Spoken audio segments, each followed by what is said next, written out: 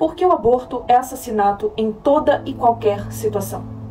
Eu sou cristã, mas não quero trazer esse assunto no viés cristão, muito menos político, moral, filosófico. Eu quero trazer esse assunto através de um único prisma, que é a lógica. Obviamente que a primeira justificativa das pessoas que são a favor do aborto é a liberdade sobre seus corpos. Meu corpo, minhas regras. Só que aí as mulheres, as pessoas que isso defendem, se esquecem que existe um outro corpo dentro do útero da mulher. Porque se fosse um órgão anexo ao meu, eu teria então 4 braços, 4 pernas, 2 cabeças. Não, é um ser vivo individual dentro de mim. Então se eu defendo regras de um determinado corpo, por que o corpo dentro de mim não pode ter regras, liberdade e o direito de viver? Só que aí surge uma nova falsa justificativa. Eu não acho que é um corpo dentro do meu útero, é um amontoado de células. E aí a gente chega a uma encruzilhada que é, o que a ciência diz sobre isso? Porque a ciência não tem consenso sobre o que é uma vida humana. Porque no mínimo existem 5 conclusões que a ciência se divide. Ou seja, que a vida começa a existir no ato, na concepção, na hora que o embrião chega no útero. Outros dizem que se inicia na hora que o bebê inicia a atividade cerebral. Outros ainda quando ele começa a ter independência de sobreviver sozinho. E outros ainda a partir só do nascimento. O fato é que há uma grande banalização sobre o conceito de vida em todas as teses após a concepção. Mas já que agora nós já sabemos que a ciência não está no consenso sobre o início da vida humana, eu quero trazer uma reflexão para vocês que é a seguinte. O primeiro milésimo de segundo da concepção, aquele embrião que é gerado através do gameta masculino com o gameta feminino, ele gera um código genético único. E este embrião, ele não pode se tornar nada, exatamente nada, além de um ser humano. Aquele embrião, ou aquele amontoado de células, não vai se tornar uma cadeira, um liquidificador ou um cachorro. Vai se tornar única e exclusivamente um ser humano. E o que divide isso tudo por um amontoado de células? Apenas o tempo. Ou poderíamos dizer que até 12 semanas é um amontoado de células. A partir da 13ª semana, alguém estala o dedo e ups, virou um ser humano. Ou antes era o quê? Uma cadeira. A partir do primeiro dia depois das 12 semanas, uau, um ser humano. Existe isso na ciência? Mas depois disso surgem ainda mais novas justificativas. Como por exemplo, mas um bebê, um feto, um embrião, ele não tem consciência sobre a vida, então não é um assassinato. Ora, isso não seria um relativismo da vida? Quem somos nós para definir isso?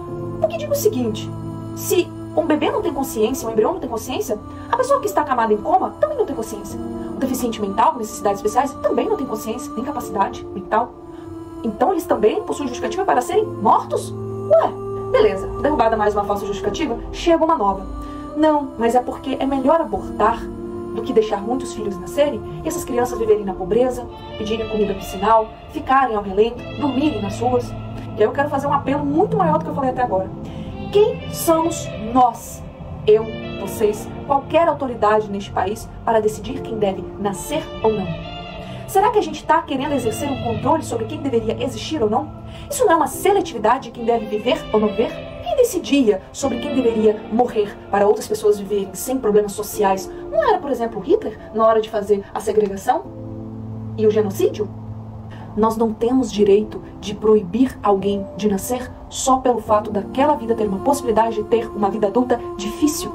E agora vamos para a justificativa bônus das pessoas que defendem o aborto, que é em casos de estupro. Pois é, muitas pessoas se dizem defensoras da vida, mas em caso de estupro, o aborto é perdoado. Eu pergunto a vocês, qual a diferença de um assassinato de um bebê que foi gerado por uma relação sexual normal para um estupro?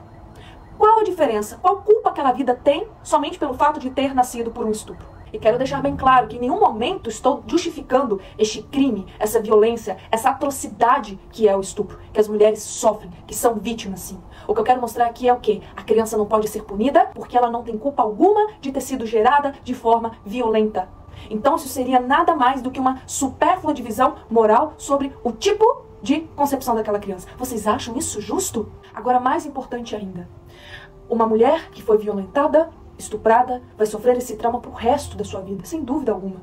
Agora, assassinar o bebê no ventre dela não geraria apenas um segundo trauma na vida dela?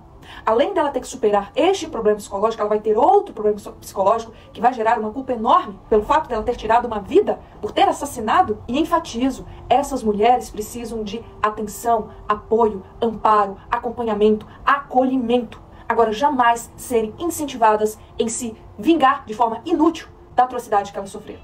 o aborto é sim assassinato. Qualquer justificativa que o movimento feminista e a indústria abortista trouxer é refutável simplesmente pelas informações que eu trouxe aqui, que eu quero que vocês me ajudem a espalhar. São realizados por ano mais de 73 milhões de abortos. Isso significa 200 mil abortos por dia. O aborto é a maior causa de assassinatos no mundo. Nós precisamos acabar com esse índice, fazer o que é certo, independentemente de qualquer ideologia que queira distorcer a verdade, que é uma só.